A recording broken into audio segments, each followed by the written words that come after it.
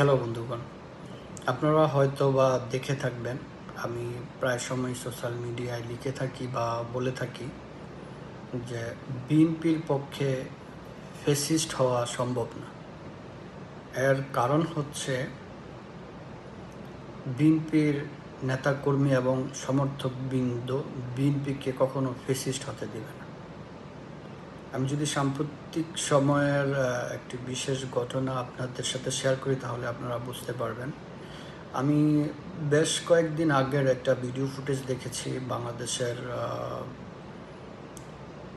স্বরাষ্ট্রমন্ত্রী জনাব সালাউদ্দিন আহমেদ তিনি এক অনুষ্ঠানে বলতেছিলেন বাংলাদেশের সবচেয়ে প্রভাবশালী প্রতিমন্ত্রী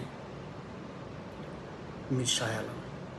তো লাস্ট 1 উইক এই মীর শাহ আলমের কিছু কার্যক্রমের সমালোচনা আমি বিএনপির নেতাকর্মী সমর্থক এবং বিএনপির অনলাইন অ্যাক্টিভিস্টদের এত পরিমাণ করতে দেখেছি যেটা আমি বিএনপির বিরোধী শিবিরও দেখিনি। বিএনপির একজন স্থায়ী কমিটির সদস্য, স্বরাষ্ট্রমন্ত্রীর বলা একজন প্রভাবশালী প্রতিমন্ত্রীর বিরুদ্ধে বিএনপির সাধারণ নেতাকর্মীরা এইভাবে মন্তব্য করতেছে, তাকে অবশ্যই এটার জবাবদিহিতায় আসতে হবে এবং আনতে হবে। নো হয়, কোনো সুযোগ নাই।